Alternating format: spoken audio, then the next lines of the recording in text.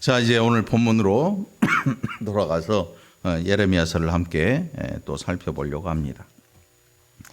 예레미야서에 계속해서 기록되는 게 뭐냐면 이 유다 백성들의 이 범죄에 대해서, 이게 뭐 어디 가서 강도질을 하고 막 추악한 흉악범 이런 일을 행한 게 아니고, 그들의 모든 죄악들이 하나님 앞에서 벌어진 일이, 그들의 죄악 가운데 가장 큰 죄악이 뭐였는가 하면 하나님 대신에 다른 신을 섬기는 일이었습니다.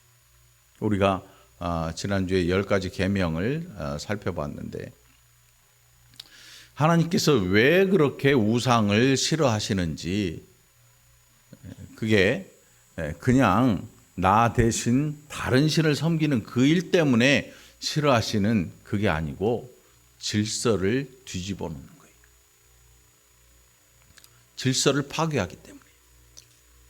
이 질서를 파괴한다는 건 뭐냐면, 창조주이신 하나님, 그리고 피조물인 사람, 그리고 사람을 위해 지어진 모든 피조물, 이 가운데에는 뭐가 있냐면 태양, 달, 별, 뭐 물고기, 사자, 호랑이, 뭐 공룡, 모든 것들이 포함되어 있어요. 모든 것들. 우리가 창세기를 살펴보면 하나님께서 만물을 창조하실 때에 가장 나중에 지으신 게 뭐냐면 사람이에요, 사람.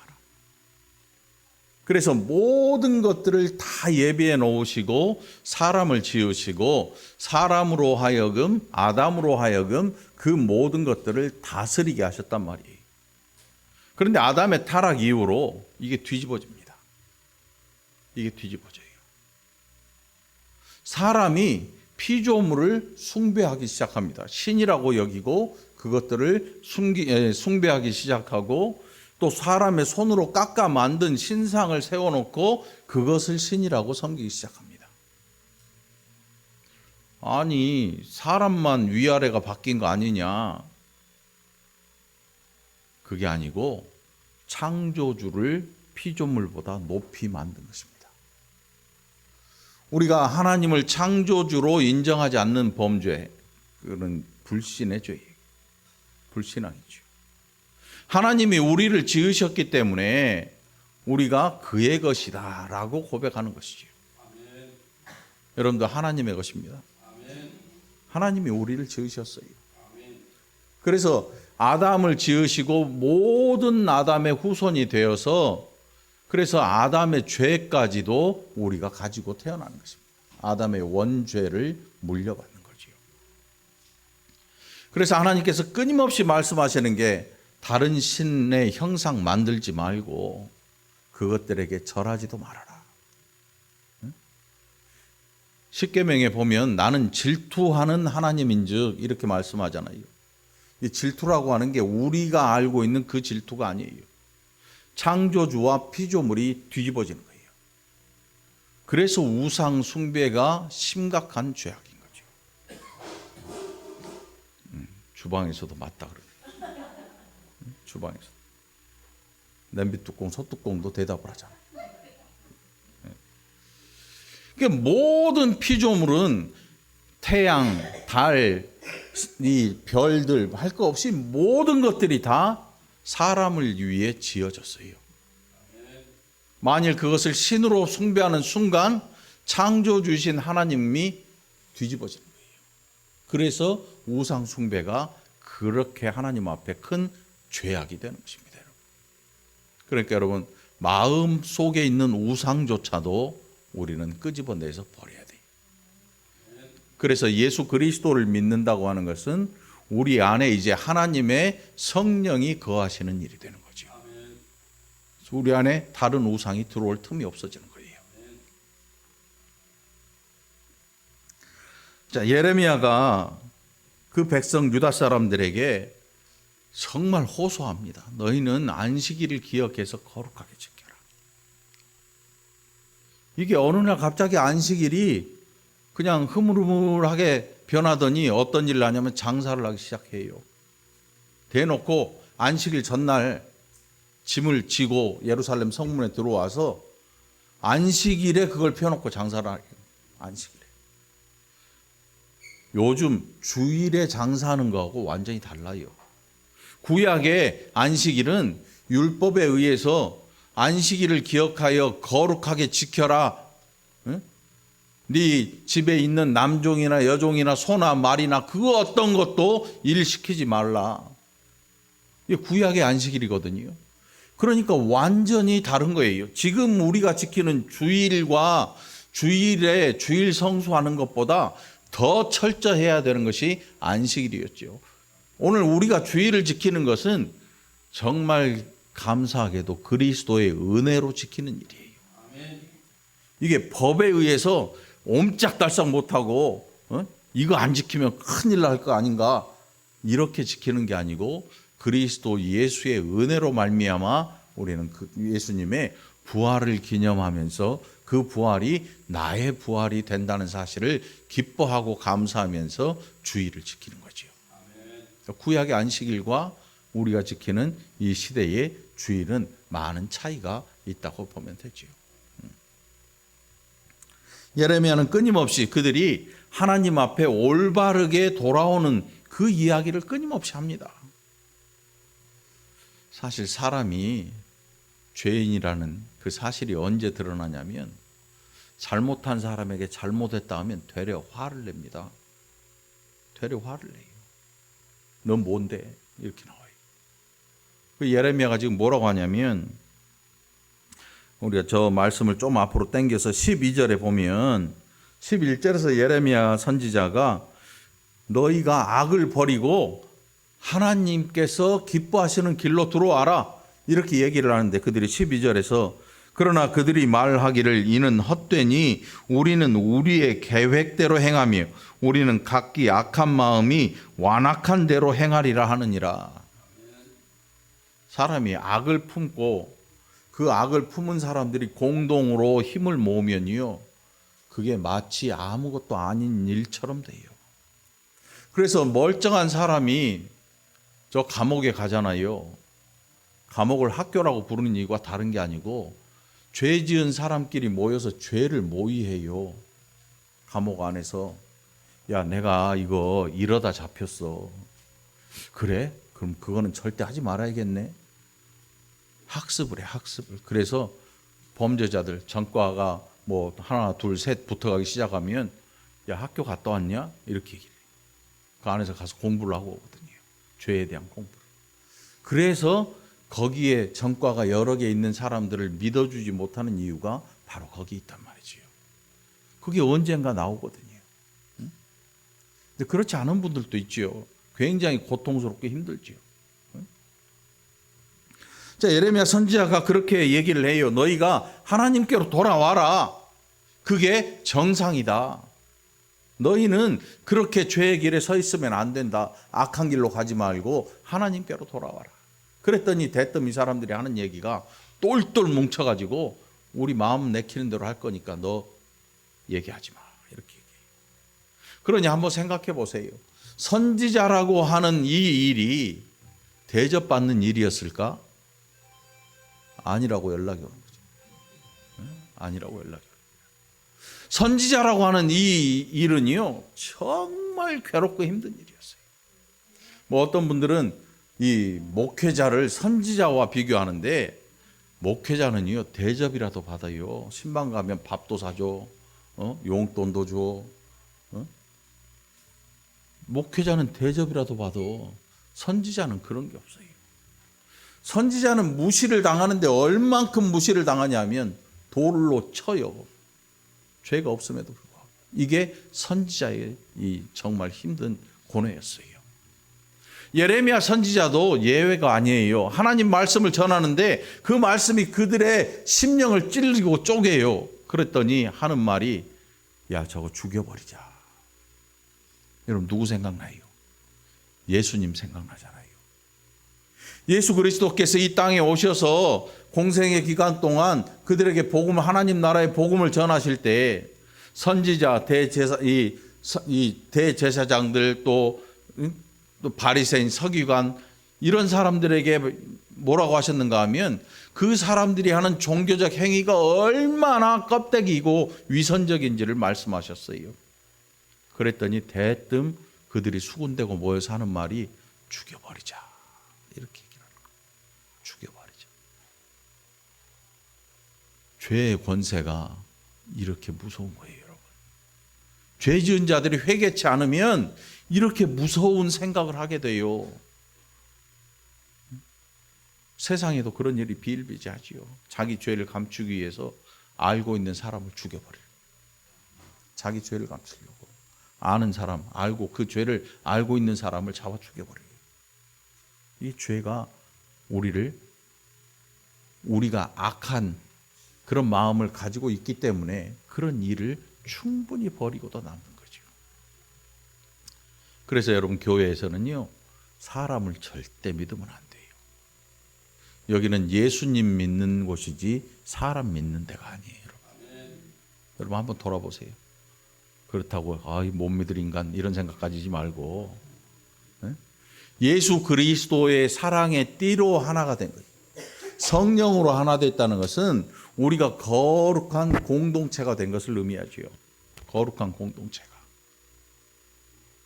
어떤 사람을 철석같이 믿어요. 돈도 빌려주고 했는데 나중에 입 싹 닫고 어디로 사라져버려요. 그래서 정말 큰일 났던 교회들이 서울에도 엄청 많아요. 교회 안에서 이 사람한테 100만 원 빌려서 이 사람 50만 원 2명 갖다 줘요. 야, 이자 많지? 50부 이자면 괜찮지 않냐? 이번에 1000만 원만 빌려줘. 이쪽에다 또 500만 원씩 갖다 줘. 1억만 줘봐. 점점 불려서 액수가 점점 커지고 몇십억 되는 그날 주일날 아침부터 연락이 안 되네. 먹튀하는 거지, 먹튀. 이 좁은 나라에서 가봤자 어딜 가겠어. 결국은 잡히긴 잡히는데 그 교회가 풍비박산 나는 거죠. 여러분, 우리 중에 믿을 사람은 아무도 없어요. 저도 여러분도 믿을 사람 아무도 없어요. 그럼 누구를 믿어야 돼요? 예수님 잘 믿으시기 바라요. 예수님 잘 믿으십시오. 그래서 우리가 신앙생활을 할 때는요, 테스트 해봐야 돼요. 테스트. 저 목사가 말씀을 전하는데 진짜로 성경을 전하는지 아니면 자기 유익을 위해서 사람들을 움직이고 있는지를 잘 봐야 돼요. 성경이 그것을 얘기하고 있거든요. 자, 그러면서 그들이 이제 오늘 본문으로 들어갑니다. 그들이 말하기를 오라 우리가 꾀를 내어 예레미야를 치자. 제사장에게서 율법이, 지혜로운 자에게서 책략이, 선지자에게서 말씀이 끊어지지 아니할 것이니 오라 우리가 혀로 그를 치고 그의 어떤 말에도 주의하지 말자 하나이다. 예레미야가 이 사실을 알고 있습니다. 하나님이 모르시겠어요? 하나님 아셔요. 예레미야 선지자가 지금 누구한테 호소합니까? 하나님한테 호소해요. 우리의 특징은 뭐냐면 뭔가 일이 생기고 사람들과의 관계가 망가지고 억울한 일이 생기면 누구 찾아요? 하나님 안 찾아요. 처음에 사람 찾아가요. 나하고 친했던 사람 잡고 붙들고 하소연을 하죠. 그 인간이 나한테 어떻게, 난 정말 그럴 줄 몰랐네. 그런데 나중에 보니까 이 사람도 내 사람 아니야. 저 사람도 내 사람 아니야. 예레미야는 사람에 대한 기대치를 버렸어요. 그 백성 중에 예레미야 선지자 좋아하지 않는 사람 있어요. 많지요. 그런데 반면에 또 예레미야 선지자의 말을 듣는 사람도 있을 거 아닙니까? 그럼 그 사람들한테 쫓아가서 야 이거 이러는데 야 이거 어떻게 해야 좋으냐? 우리가 힘을 뭉쳐가지고 대항해야 되지 않겠느냐? 이건 뭐냐면 세상의 사람들이죠. 세상 사람들은 어떻게 해서든지 사람의 힘을 모으려고 악착같이 쫓아다닙니다.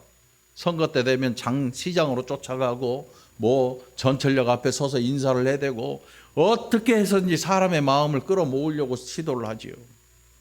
예수 안에 있는 사람들, 하나님의 백성들은 그게 절대 안 된다는 사실을 여러분 늘 기억하시기 바라요. 사람 얻어가지고 되는 일이 없어요. 우리는 그리스도 예수의 마음을 알고 하나님의 마음을 알고 하나님 마음에 합한 대로 행하는 자들이 돼야 돼요. 그런데 이 사람들이 예레미야의 한 행위를 보면 마치 예수님을 잡아 죽이는 것처럼 똑같이 하는 거예요. 예수님께서 그들에게 말씀하시니까 낯이 뜨거워요. 왜요? 들켰거든요. 여태껏 백성들 앞에서 저 높은 잔치자리의 상석 항상 그들을 위해 준비되어 있고 어디 가나 그들이 존경받고 어디 가나 사람들이 박수를 보내고 무엇을 하든지 사람들이 끄덕끄덕하면서 마저 했던 그 모든 일련의 일들이 예수 그리스도의 입에서 나오는 하나님의 말씀으로 인해서 그들이 얼마나 종교적인 위선을 하고 있었는지, 회칠한 무덤들, 독사의 자식들, 평토장한 무덤들. 평토장한 무덤이 뭐예요? 사람이 죽어서 무덤을 썼는데 위에 봉분을 이렇게 뽕고 티 안 나게 그냥 매끈하게 해놓습니다. 원래 유대인들은 거기를 지나가면 안 돼요. 부정한 자리니까. 죽은 사람이 그 밑에 들어있으니까 부정하니까 밟고 지나가면 안 되는데, 평토장했다는 것은 부정한데 부정 안 한 것처럼 알지도 못하고 그리 지나다니는 거예요. 큰 길에 평토장을 해놓고. 이게 그 바리새인 서기관 대제사장의 가문들, 이 사람들이 한 일이었거든요. 그래서 예수님을 잡아 죽이죠. 실제로 잡아 죽여요.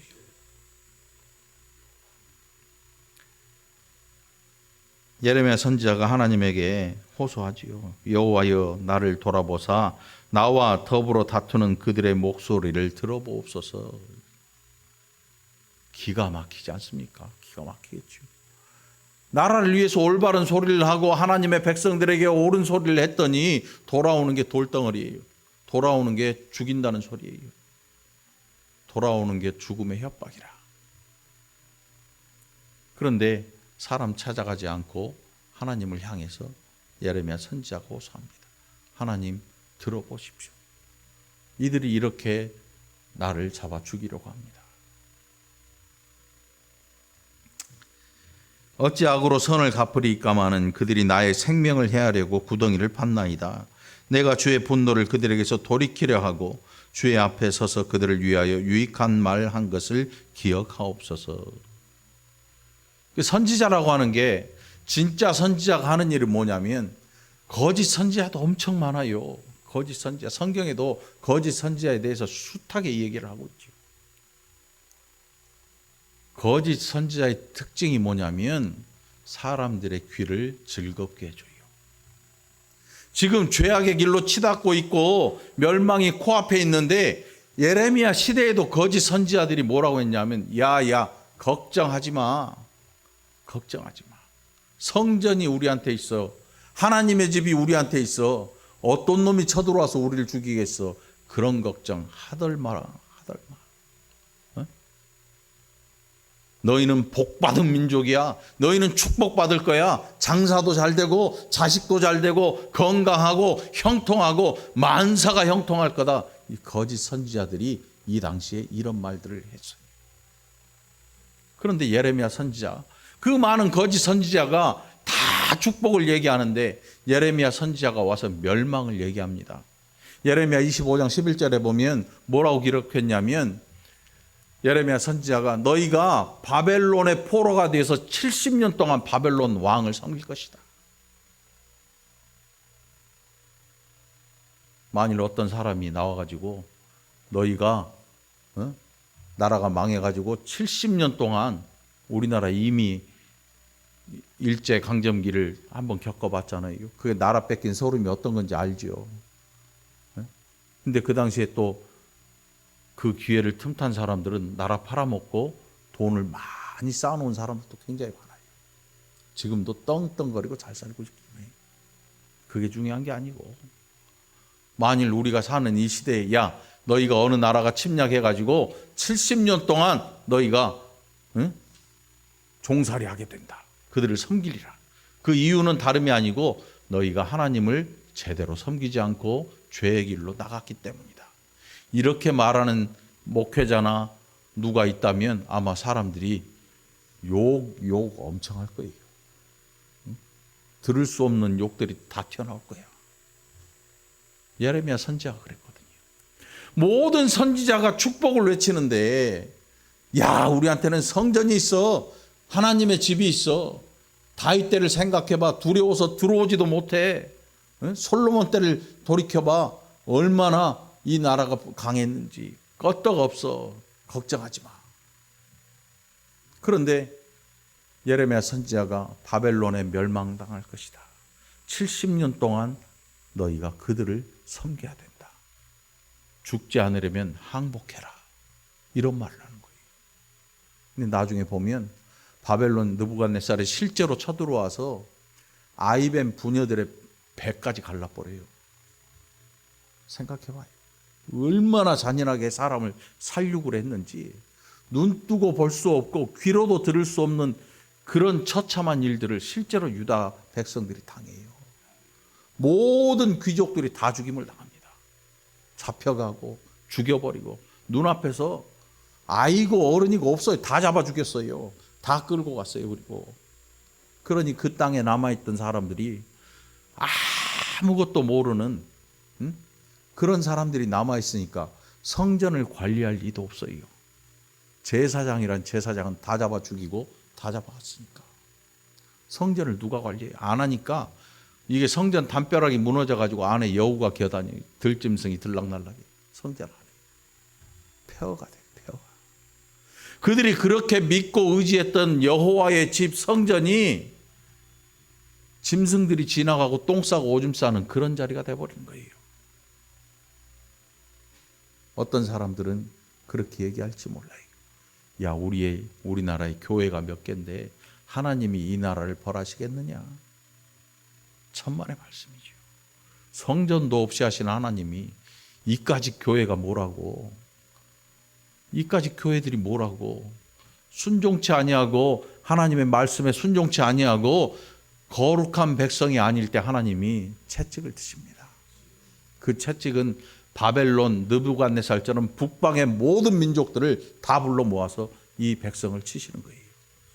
그런데 정말 감사하게도 죽이려고 때리는 게 아니에요. 고치려고 회초리를 드시는 거죠. 조폭들이 싸워요. 그 사람들이 막 흉기를 휘두르잖아요. 그렇게 흉기를 휘두르는 이유가 뭐예요? 죽기 아니면 살기. 때로는 죽기도 하죠. 아예 죽여버리기도 하고. 그런데 하나님의 매는 우리를 죽이려는 매가 아니에요. 우리를 깨우쳐서 바른 길로 가게 하려는 거지요. 그게 하나님의 징계거든요. 징계를 달게 받는 사람, 그 사람은 오히려 은혜의 길을 찾게 될 것입니다. 예레미야 선지자는 그 얘기를 하고 있는 거죠. 하나님, 이 백성을 보십시오. 내가 하나님의 말씀으로 이 백성을 옳은 대로 돌이키려고 하는데 그들이 오히려 나를 죽이려 합니다.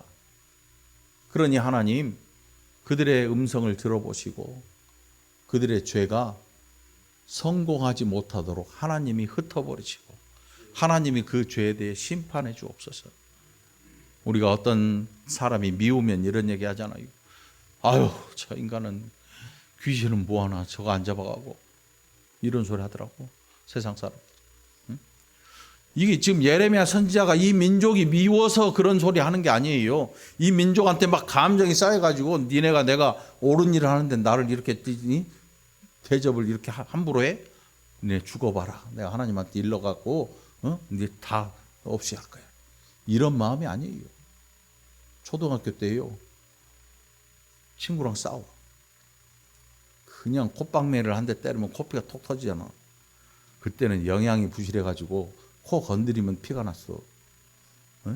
코를 이렇게 틱 치면 피가 톡 터져. 근데 싸울 놈을 골라 싸워야 돼. 못 모르고 형 있는 애 건드려 놓으면요, 그 놈이 가서 코 피 일부러 안 막어. 코피를 더 질질 내. 캉 풀어가지고 형아 나 맞았어. 누가 그랬어? 영석이가. 그날은 동네에서 못 놀아. 도망가야지.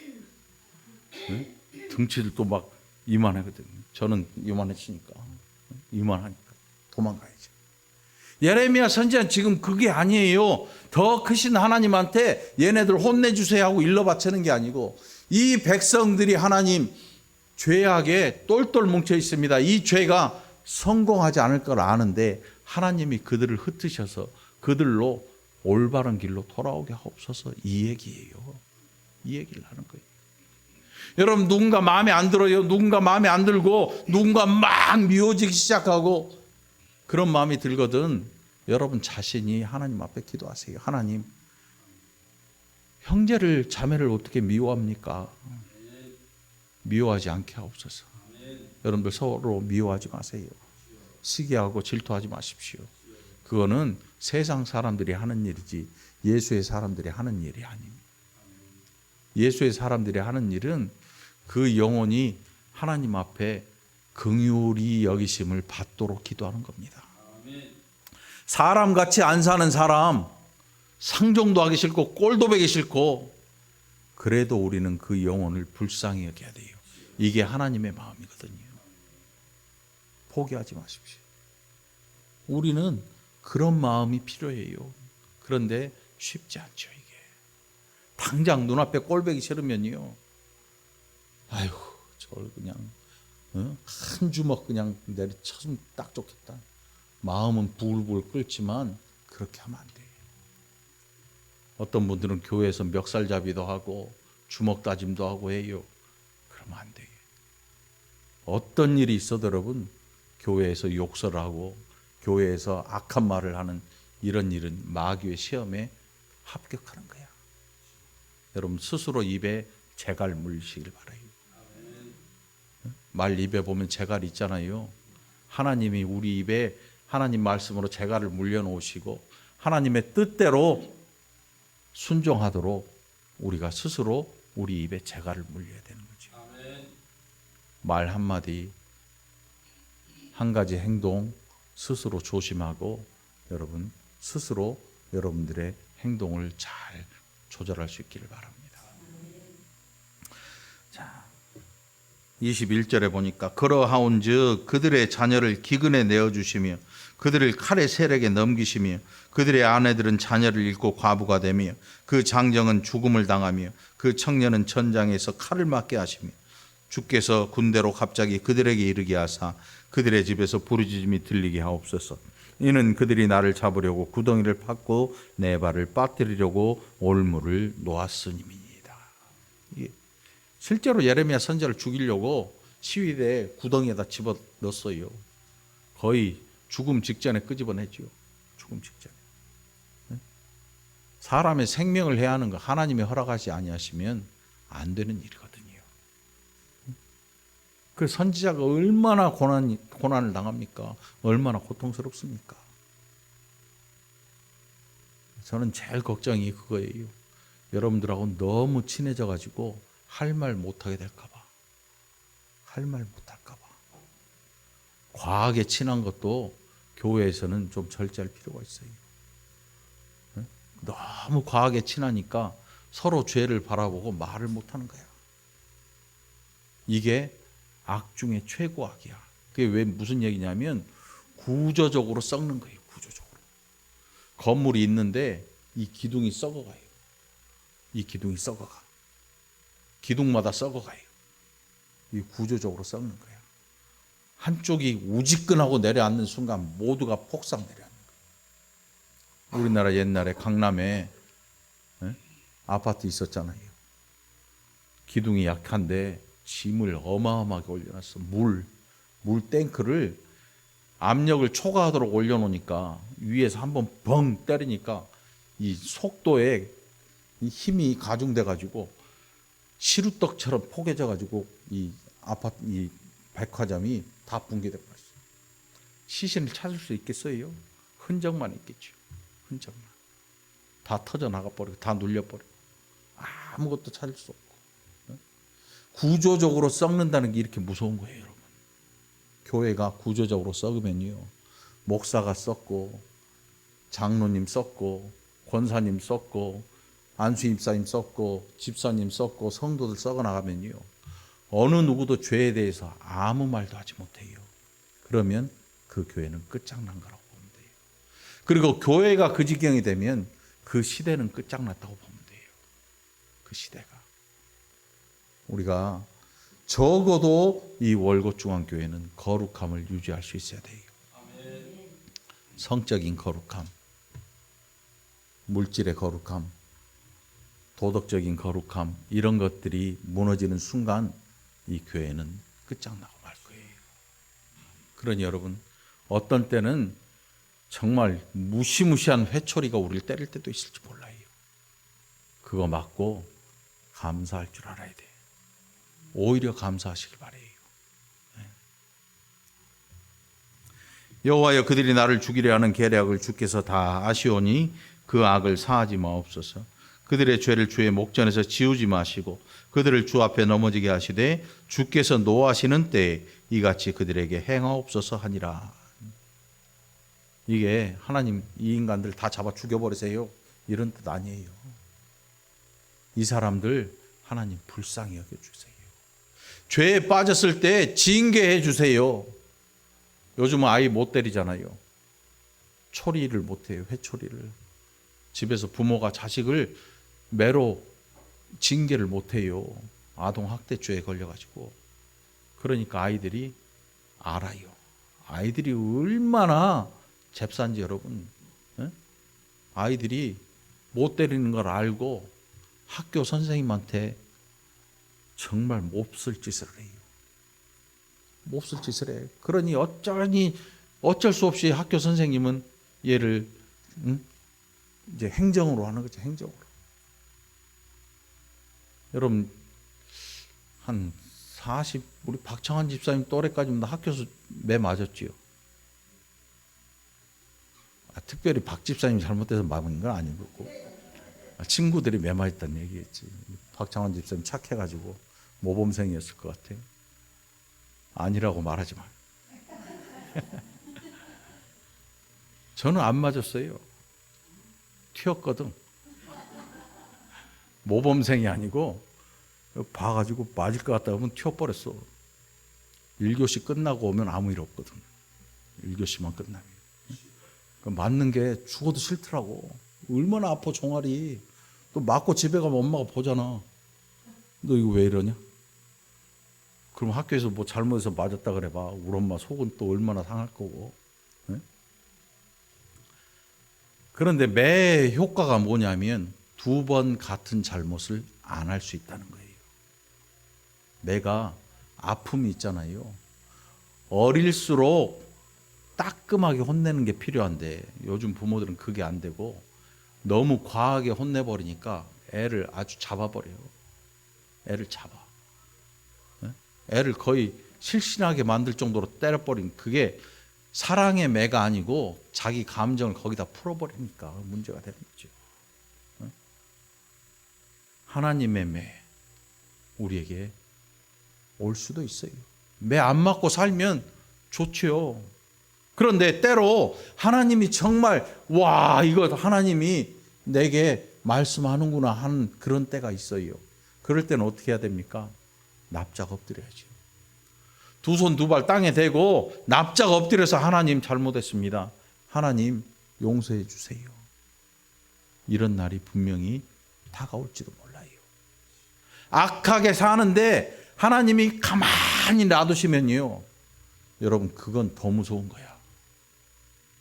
내가 하나님과 관련 없는 아주 버린 자식이든지 유다처럼 가룟 유다처럼 예수 팔아먹은 그런 존재가 되든지 두근두근하고 어떤 분은 그래요.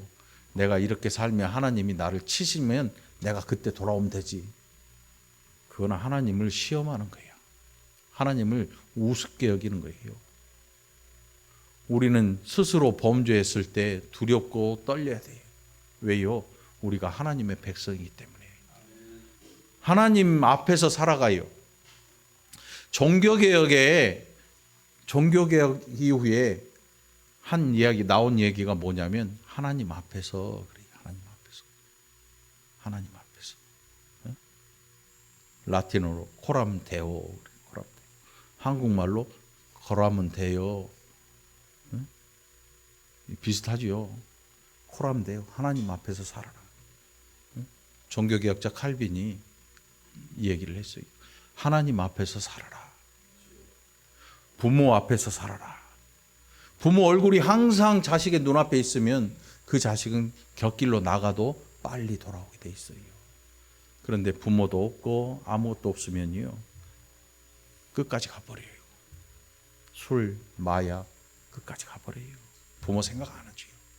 나중에 부모의 눈물 흘리는 거 그거 보면서 아차 싶은데 이미 늦어버려요. 이미 늦어버려요.